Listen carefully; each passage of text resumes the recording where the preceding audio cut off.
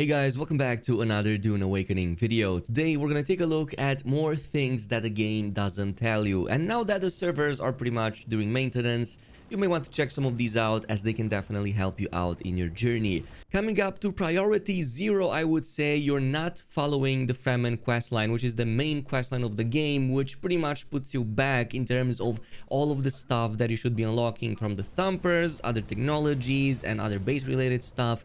To see all of that, press J on your keyboard and check out the Fremen section over here. You need to complete all of the 10 trials, and chances are you haven't done so with all of them.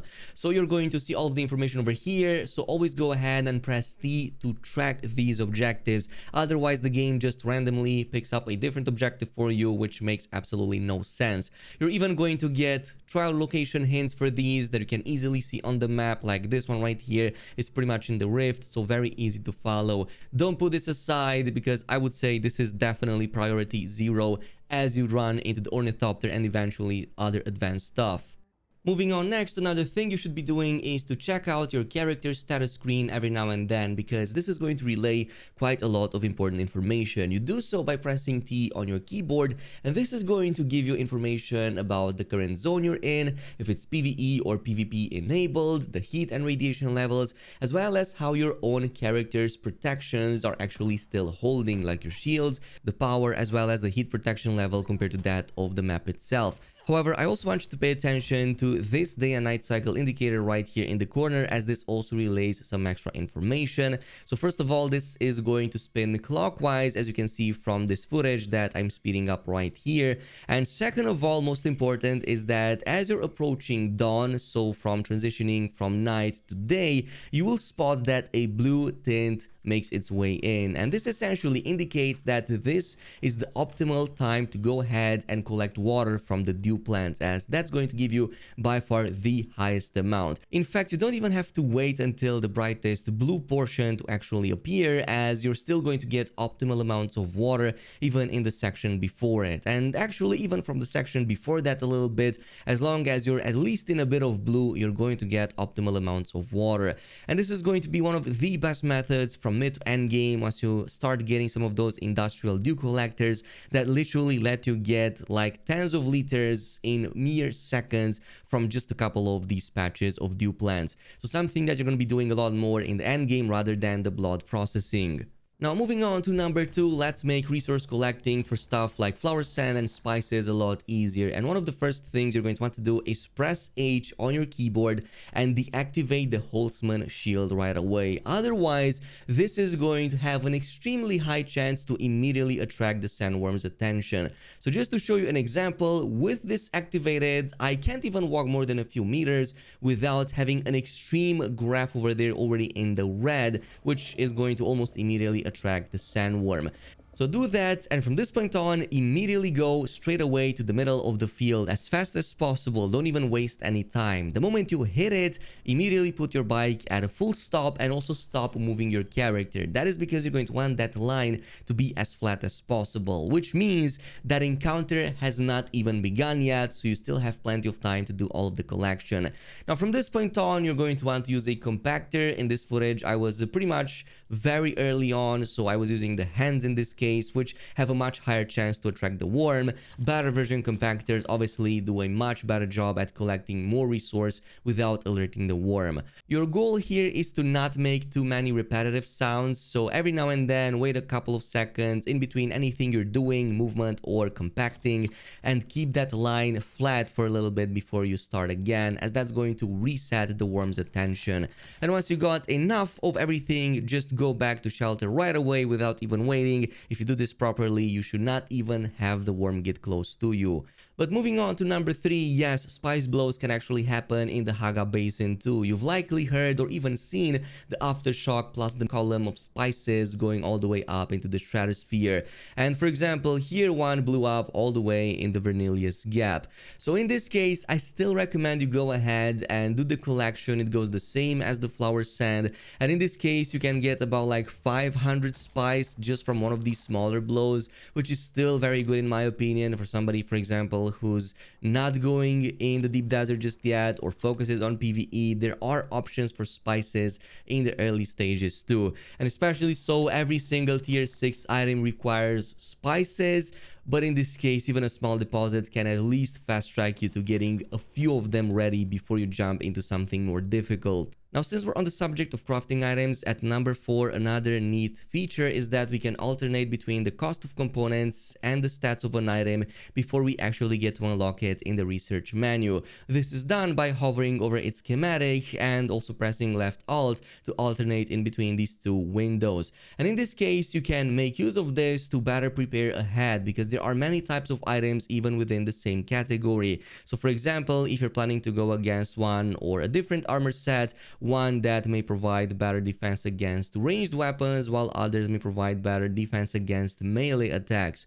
And the same goes with weapons. You can see how much of an improvement the next tier of the same weapon is compared to your current one, or similarly seeing how much resource yield or even how much you can deposit in any of the components you can place on your buggy, and so on and so forth. Also, another important aspect about that is that you can only repair items for which you have actually unlocked a schematic for. So for example, if you find a higher tier weapon or armor, but it's about to break down and you want to repair that, you can only go ahead and repair that if you've also unlocked its schematic in your research tree. Just make sure that you do that if you want to prolong its use.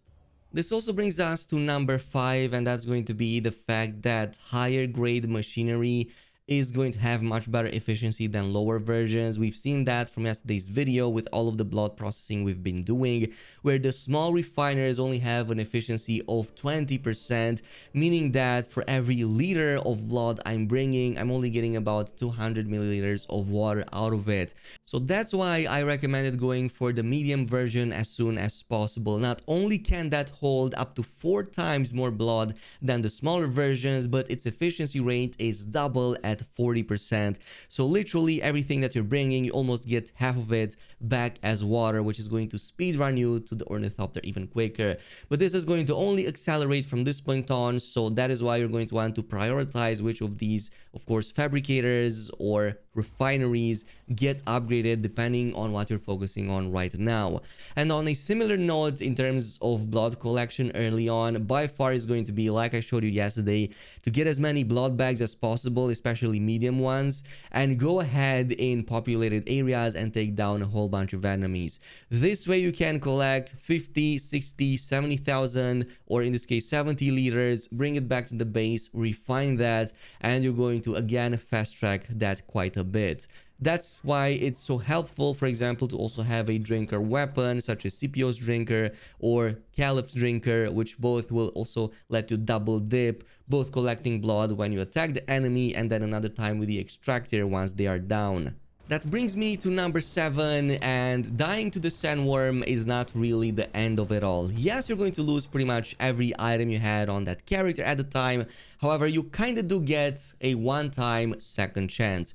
So for example, in this case, I was eaten by the sandworm and I got to this special location. So going ahead and interacting with this interesting figure called the guide, you're going to have an option over here that will let you redeem an item. Now, I'm not sure if this is going to be different depending what you had at the time, but for me, it gave me the possibility to receive another sand bike because I was just eaten with my own sand bike as well. So this gave me the same MK1 sand bike back. Once I got back to the base upon respawning, literally all of its components were back into my inventory. However, do keep in mind that it's only going to be the MK1 version. My version had a unique engine that was much quicker, so obviously that was completely lost. And while we're on the subject, the reason I even died in the first place is because I severely underestimated the power of the quicksand. First of all, this whole region in between the gap as well as the rift is filled with quicksand, so it's very hard to navigate if you're not paying attention to the map. Plus, they also blend very easy with the general terrain, so from far away it almost looks like you're going on regular sand. But in this case, once you hit it, it's full stop and it becomes almost impossible to get out in time before the sandworm comes in and fully eats you. So just be mindful of that. Be careful with it, and again, do not underestimate the effect of it because it can be deadly. However, in the case of dying to enemies, that penalty is even lower. You only lose a portion of the items you carried in your inventory and not all of them. And you can even get them all back by simply heading over to your place where you died by just interacting with the skull hologram that spawned upon your corpse. In this case, you can even see that from the map in case you want to go there quickly. And again, just like in the case of the sandworm, it was mostly jankiness that got me killed, so I guess the lesson over here is to just be careful about that. Now moving on to number 9, there is fast travel in this game and you should definitely use it. You're going to do so by talking to the ornithopter pilot at any of the major trade posts. And in this case, it costs 700 Solari to travel anywhere in Haga Basin, but it is going to be very useful. For example, when I rushed to get my ornithopter, I was constantly going between Vernilius Gap and also the West Shield Wall, so between the Anvil and the Pinnacle Station, so I could grab all of the iron and all of the aluminum that I needed for the ornithopter itself and all of the refineries needed to craft it in the first place. And since you're going to be doing that a lot, you're going to want to save on money. Yes, it costs 700 per run, but 10 runs at most between these outposts is all you need to collect everything that you want. At number 10, always pay attention to the machineries inside of the enemy outposts, testing stations, or anything of that size, because they will oftentimes give you the high-end materials that you need both in the mid and also the end game. So stuff like complex machineries, cobalt paste, some of the industrial pumps, and so on and so forth, you can find inside over here and way more. And they are absolutely needed for some of the higher grade tech that you're going to have to craft, including that ornithopter. And since we're on the subject of collecting some of these materials, besides finding them and concentrating on getting them from enemies or from chests in the open world, some of them can also be purchased from the trade post, and specifically probably the best is going to be the Crossroads one all the way in the west. And while it's not something I recommend doing in large quantities because it's just way too costly and not worth it, for example, you can use it to top off on a couple more extras that you need. For example, I needed about 14 diamond dyeing dust and I had about 12, so the remaining 2 I just went ahead and bought from that merchant in the Crossroads outpost because it was much quicker. Besides that, you will also see many of these vendors listing several uniques that typically can drop from chests inside of the region they are in. Again, I don't recommend buying these altogether. They are just way too costly even at lower stages, plus you're going to eventually progress way past them anyway. You can find them for free in those chests regardless, so just ignore them.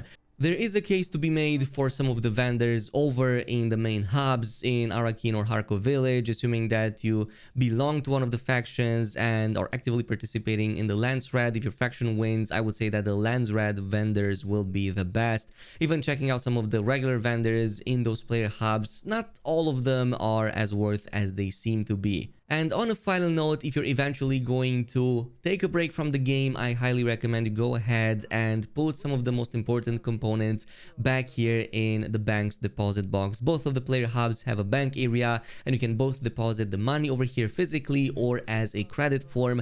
Plus it has 30 slots to put down items like resources, schematics, or anything that you deem highly important. In this case, you may even want to copy your base, then disassemble it, put all of the materials over here so that it doesn't get destroyed by not having it shielded, because you're not going to be paying your taxes. So you're going to have to pay those taxes about every 11 in-game days from the same main cities, and if you don't do that, they will eventually get destroyed over long enough periods of time. But that pretty much concludes today's video. Let me know down below if there's any other tips that you've encountered that the game doesn't fully explain to you. In the meantime, thanks so much for watching, and I'll see you in the next video.